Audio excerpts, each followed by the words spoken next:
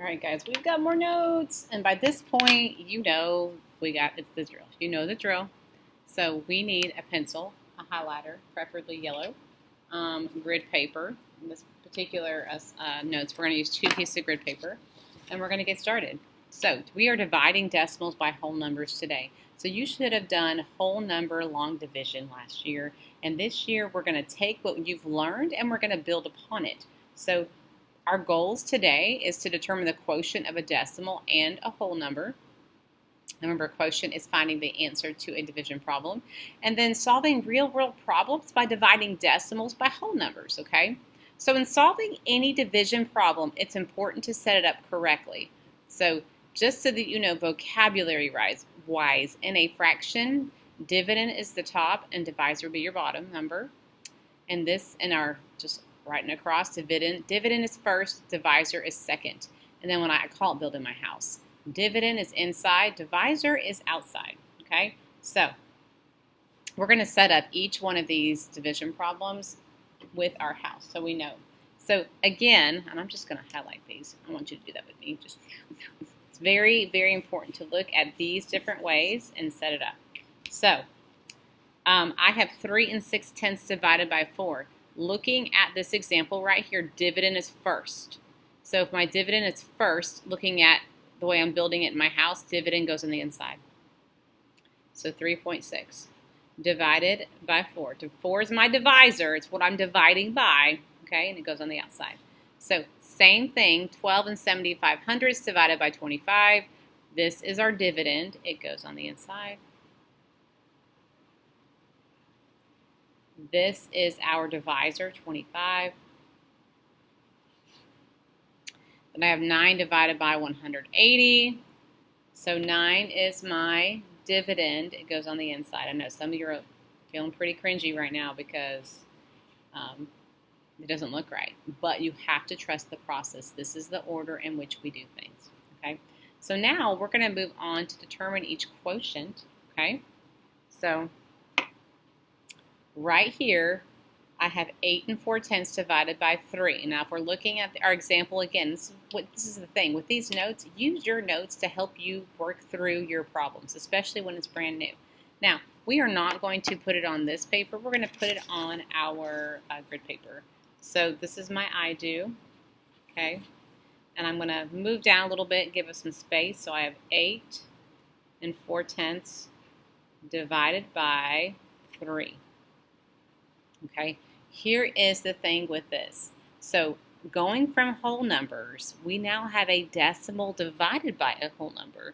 And when you have a decimal as your dividend, which is inside our house, you're going to bring this decimal point to the top immediately. Okay, set it up, decimal goes to the top immediately, right above where it's at. And now I'm going to divide. So 8 divided by 3. I'm starting with my digit furthest in from the right all the way to the left. 3 goes into 8 twice.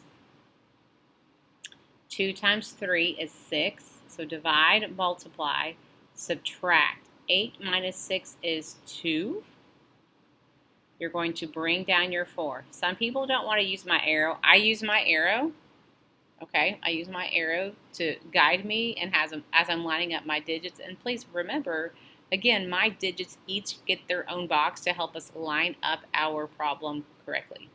So 3 goes into 24, or 24 divided by 3 is 8. That's where our math facts come in. 8 times 3 is 24. And when I subtract, my goal is to have no remainder, okay? So now I have a quotient that is a decimal. I have a decimal quotient. So you're going to highlight it right there, and you're going to transfer, this quotient right there, okay? And I'll highlight it, as will you. All right. Now, here's our 2 we do. So if you're not with us, obviously you're watching this video, or you might be at home reviewing what we've done. But our we do, this is where we're going to interact with each other. You're going to answer questions. You're going to tell me how to do it. We're going to walk through it together. So my we do, I'm just going to put a W over here for a we do. 129 6/10 divided by 6. Now, again, looking at my example, my first rational number right here is my dividend, which goes inside the house. Okay, so I'm going to come over here, and put 129, not 9, 129.6 divided by, okay? And then I have 6 is my divisor. It goes right here. Now remember, that first thing you're going to do is move that decimal to the top. Move the decimal to the top, move the decimal to the top. Now start dividing. 6 cannot go into 1. Now, you may have been told to put an X above there or a 0, some kind of placeholder. No, leave it alone. Just now bring your 2 in now. 6 goes into 12 twice. So 12 divided by 6 is 2, okay? So 2 times 6 is 12. So divide, multiply, and subtract. Okay. Well, I just have zeros right now, right? But I have to move on to my next digit, the 9. Bring it down. Arrow, bring it down. Oopsies. 6 goes into 9 once. 1 times 6 is 6. And do you see every digit keeps getting its own box, and we keep lining it up beautifully. 9 minus 6 is 3. And then I'm going to bring down my 6. Okay? So 36 divided by 6 is 6. 6 times 6 is 36.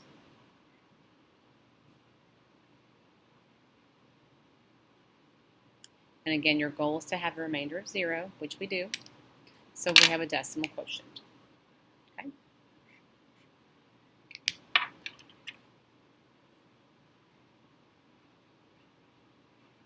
There you go. Now, our next we do is 24 and 125 thousandths divided by 5. Again, let's see. What other this?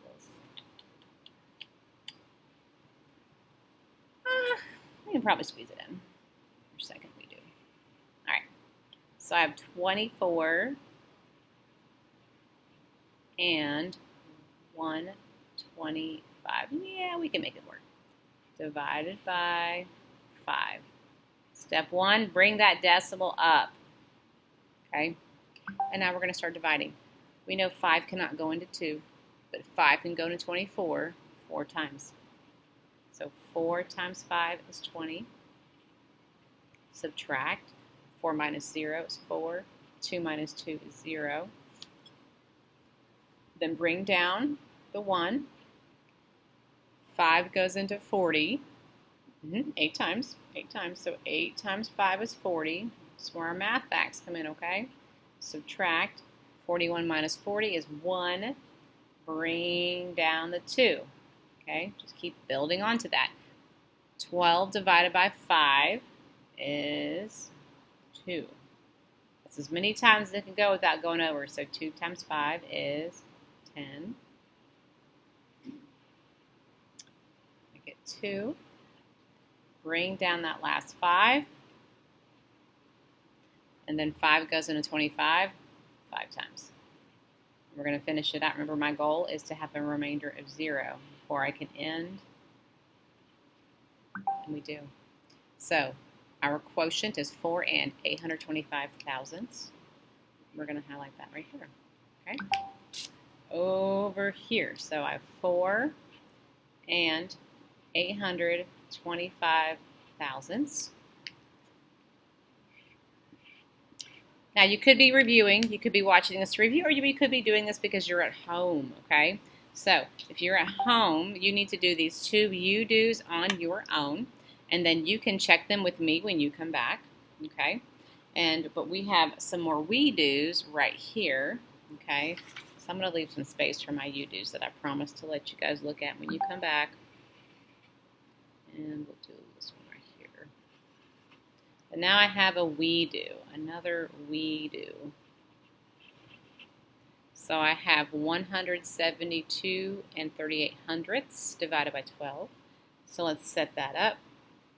172.38 divided by 12. So first step, bring that decimal up. Always, always, always. Okay, we're bringing that decimal up. Are we okay so far? We're okay so far. Okay. Now, 12 cannot go into 1, but 12 can go into 17 one time. Bring down the 2. Okay? 12. This is where those math facts come in. 12 goes into 52. Let's think. 12 times 3 is 36. 12 times 4 is 48. Okay? 52 minus 48 is 4. Bring it down to 3. So 12 goes into 43, not 4 times. It goes into it 3 times. 12 times 3 is 36. 43 minus 36, got to get ugly and borrow. 13 minus 6 is 7. And then 0. Bring down the 8. Okay? Ooh, this one gets ugly. 12 goes into 78. How many times? I'm going to phone a friend over there. Patrick, let's see, 12 times 4, 12 times 5 is 60. Oh, here we go. 12 times 5 is 60. 60 plus 12 more would be times 6 is 72. Oh, no. What do we say? 6. This is where we get into a spell, my friends. 8 minus 2 is 6. What do? Because we can't stop with the remainder. We have nothing behind this. I'm going to encourage you to grab a red ink pen, some color that's not a pencil right now. Some color that's going to say, hey girl, look at me, okay?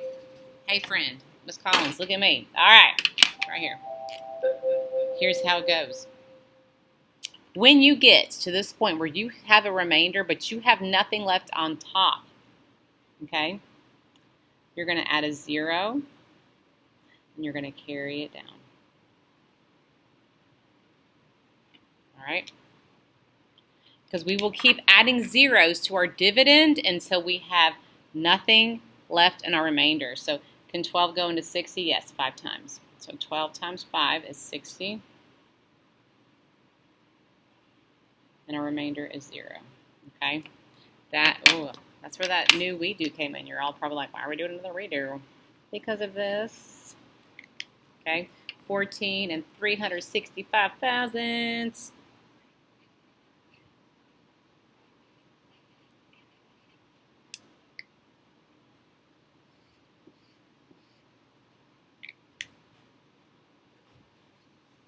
And this last we do on this side, it bled through. 398 and 6/10 divided by 16. So we're going to put that on our paper. This we do. So 398 and what do we say? 6/10.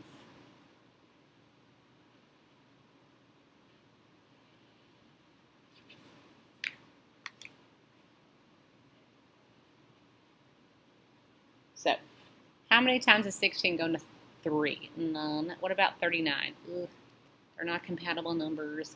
Let's see, 16 times 2, though, is 32. Again, with those multiplication facts come in, friends. So 39 minus 32 is 7. Bring down the 8. Ew, yeah. Let's see, 16 times 2. 16 times 3, 16 times 4. And guys, you can turn the paper over, anything you want to do. You can try to figure it out. I'm going to come down here. Ugh. I don't want to make a mess on that. Let's see, 16, let's try 16 times 5. Nope, so it has to be 16 times 4. I know 16 times 4 is, and look what I'm doing. It's okay. You shouldn't be using a calculator right now because we are learning, and this is a part of what we're doing right now. It will be a part of the TCAP where you don't get to use a calculator, and we don't want you to drown, which is not cool. 64. Here we go.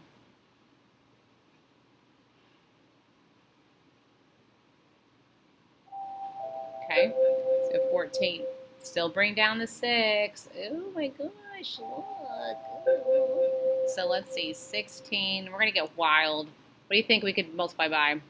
We know 16 times 5 is 80. What about, like, let's go 16 times 9 and see what happens. 4, 9, 44. Where are we at?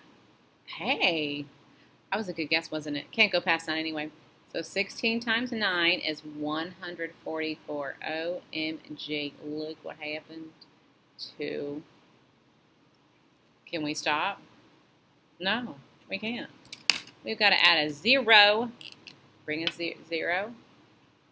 Bring it down. How many times does it go into it? Yes, 1. 1 times 16. I know, this is work today, friends. You get 4, right? Another 0. You see, I keep changing my color to this so we understand where that 0 came in. 16 goes into 40. 16 times 2.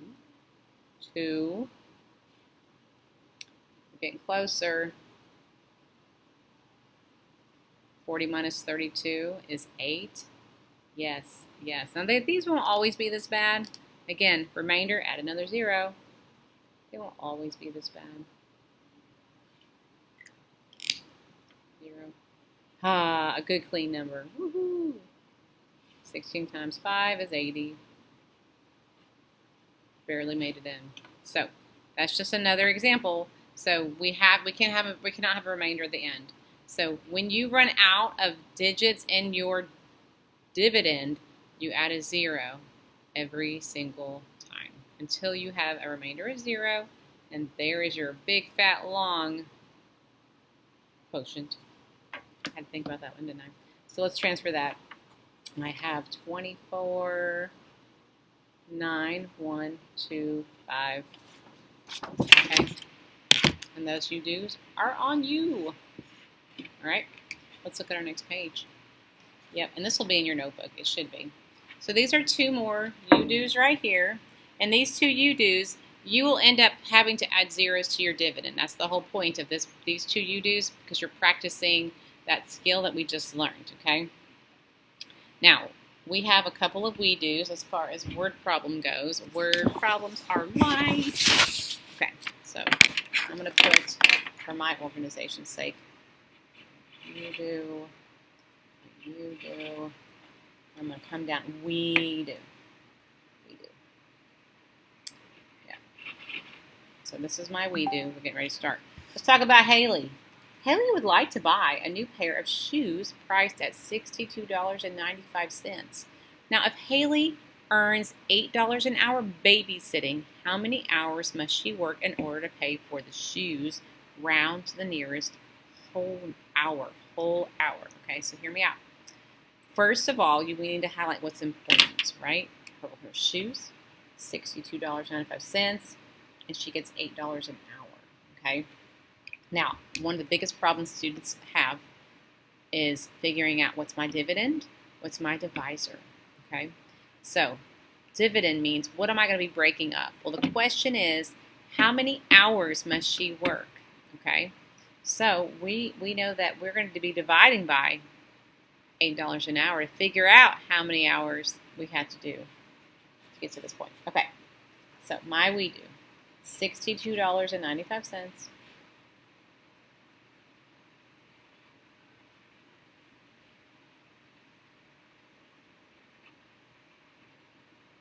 divided by 8. Okay, step 1, bring that decimal point to the top. So 8 goes into 62. Let's see.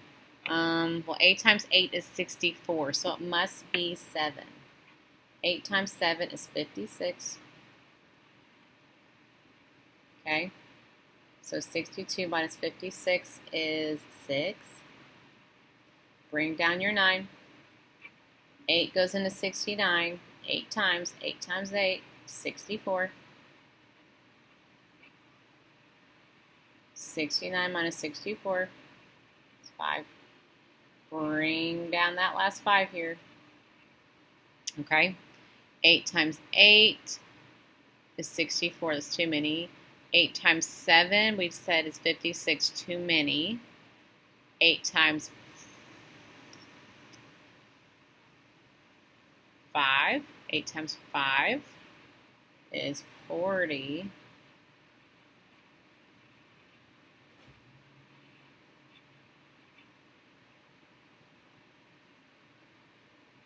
Nope. I missed one, didn't I? 6. 8 times 6. You know why? Because I'm looking at this thinking this is too many remainder. If your remainder is greater than 9, order the wise, you can divide by 1 more. So 8 times 6 is 48, but I'm sure some of you knew that already. So now I have 7. 7, okay? So hear me out. We're going to add a 0 just one time. Just hear me out just one time. We won't go on forever, and I'm going to tell you why. How many times does 8 go into 70? Yeah, it goes 8 times. So 8 times 8 is 64. Okay. We could go on forever, but we're not going to. Okay. Here's why. You got to think about what your problem is asking you. So if Haley would like to buy a new pair of shoes at $62.95 and she earns $8 an hour, how many hours must she work in order to pay for the shoes? Round to the nearest whole hour. Okay? Okay. So, let's translate this. What does this 7.868 mean? Well, it means hours, okay? And you don't go to work and work 7.868, continue hours. You don't do that. You need to round it to the next hour, okay? So meaning, if we're looking at rounding the 7, okay? Well, right, wrong, and different, hear me out, because I know that we have little things to help us remember. 4 and below, leave it alone. 5 and above, give it a shove. But here is the thing. We need to make the money. And if you were to say, oh, let's round it to 7 hours, well, then you don't have enough money, because 7 times 8 is $56, which is not enough money.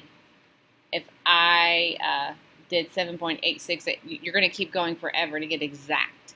However, if I round this up to 8, hear me out, what is 8 times 8? Well, it's $64, which means we have enough and a little bit more, okay?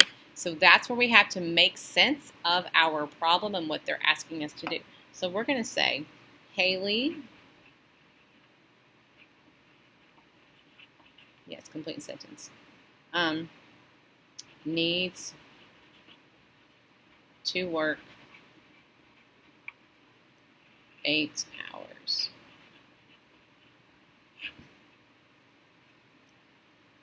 This next one, Latanya spent $3.50 on 4 yogurt pouches.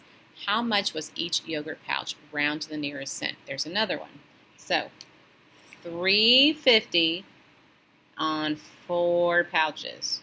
Just because the word is written as a word and not a number, don't get confused. So we had to divide. So am I dividing my money or the number of pouches? Yeah, I'm dividing my money. How much did it cost for each pouch?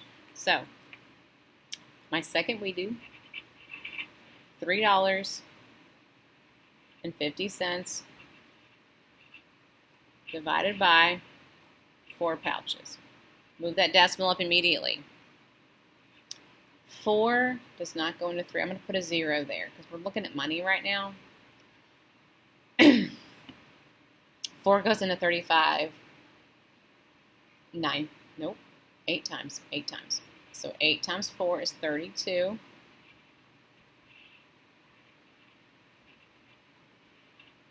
Okay.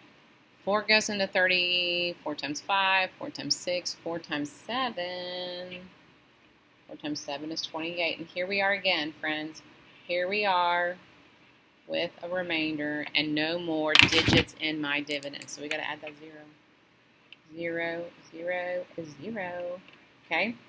How many times does 4 go into 20? It goes 5 times. Oh, that was a nice little, 4 times 5 is 20. All right. So here we are. So the question, what they wanted you to do is, how much was each yogurt pouch? Okay, and round to the nearest cent. So if I am writing this, if I'm going to say